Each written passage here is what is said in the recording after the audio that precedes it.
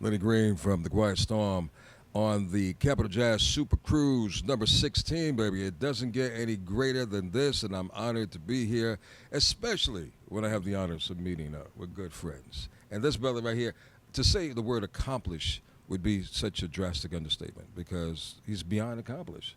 If I'm not mistaken, and I don't know if the math is right, maybe 22, maybe 24 albums. And that's not even including the albums where he's guest. I'm talking about the renowned saxophonist, Mr. Gerald Albright, is who I'm sitting with. Greatness. Thank you, Lenny. I appreciate Greatness. that. Thank you so much. Man, it's been a long time, man. It's been a while. Great to see you, though. Always great to see you. Yes, sir. I can never, ever forget the first moments of seeing you in my life before we ever had a chance to meet was when you were Arsenio Hall's, is it safe to say music director? No, I was a musical director, but I was on his show many, many times. Yeah. Well, yeah, because they had you always by the band. So Yeah. those are the times I just looked and I'm like, oh, he's the music director. Yeah, I love doing the show. You know, I was fortunate to be on the show when the show was at its apex, man. It was just very, very popular. And periodically, even now, I still keep in touch with Arsenio, man. That's what's up. Yeah, it's all good. I don't know who you haven't worked with or opened up for because the list is just stellar. Thank you. But what surprises me most is what I read that upon looking at Louis Johnson, Mm-hmm. you wanted to go from saxophone to bass. Yes. Well, I didn't necessarily want to go from saxophone to bass. You know, saxophone is my first love. It's my first love, and I don't even play it. But I was in college at the time, and I went to see the Brothers Johnson in San Bernardino, California. Okay. And it was a festival called the Orange Show, and they were headlining at the time. This is when Strawberry Letter 23 and all that Wow. good stuff was out. And Lewis, at one point of the show, came front and center and did this incredible bass solo, and my mouth just dropped. I was sitting on the front row, Wow. and I said, I want to do that. And I borrowed a bass from a musician friend of mine on campus, and I sat in my dorm room and taught myself how to play bass, and it became an actual major part of my arsenal of instruments that I play. So is it? Yeah. So is it easier to adapt to another instrument once you have learned one? And they're two drastic instruments because you do wind. Yeah. It's a whole nother world. Bass guitar is a whole nother world from wind instruments. If you play clarinet, it's easier to play saxophone or flute, but Yeah.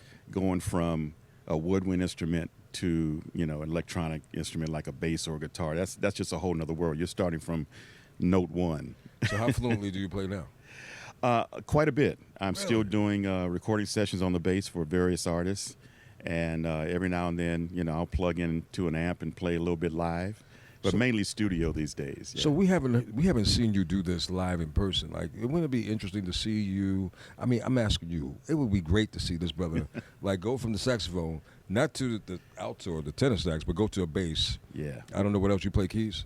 I play a little bit of keys. I play flute, but I'm working on the bass thing. I think I'm going to integrate that in my live show here more sooner than later. Oh, I can't wait to see that. Yeah, That's gonna be hot. yeah, I'm looking forward to it. Speaking of your live shows, Gerald, I don't know how the process works for a musician because, like I said, I love saxophone and I don't play saxophone. I know it's closest to the human voice from what I was told over Right. the years, and it's sexy. Anything that's sexy, I Yes, like. it is. It's very Yes, sexy. sexy.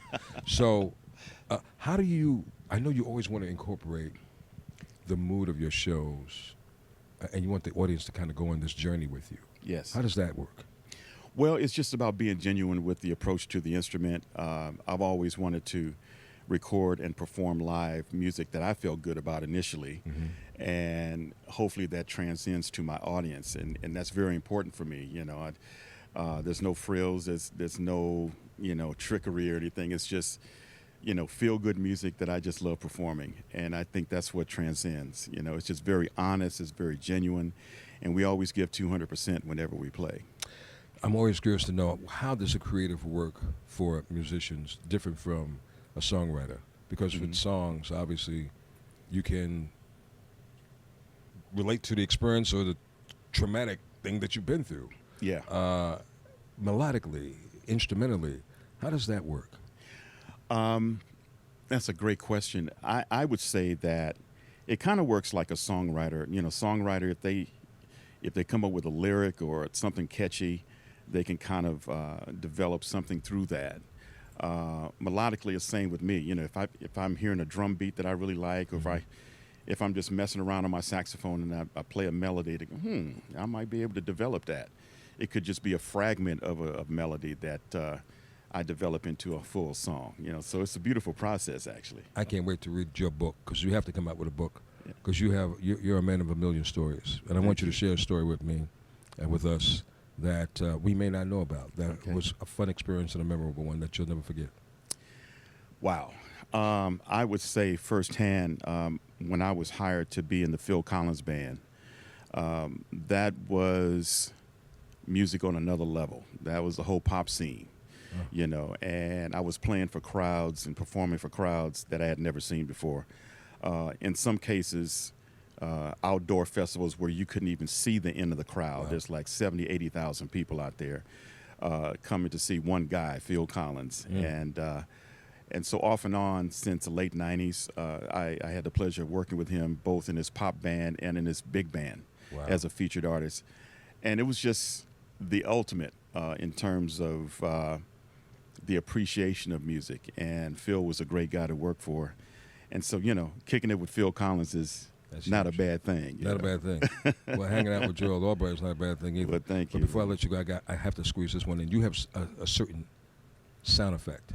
When you play the saxophone, like I can listen to a lot of saxophone, but you do something, and you know what you do because it's on most of your songs. Right. What do you call that? Well, it's a signature note. Yeah, it's called the altissimo register. The who? The altissimo register. Look that up. Yeah, basically you're hitting different harmonics off the instrument that it's not really in the range of the instrument, the conventional range, but they're called harmonics, and you can go very high with these harmonics if you have the right muscle memory to get the notes. Well, you never miss it. Well, I got a pretty good track record. And it will continue. If you ever know or hear about this brother coming to your city, please make sure that you check him out. But we're so fortunate to have him a part of the Capital Jazz SuperCruise number 16, and we look forward to many, many more, my brother. Thanks, Lenny. Appreciate you, man. Thank you. Gerald Albright, baby.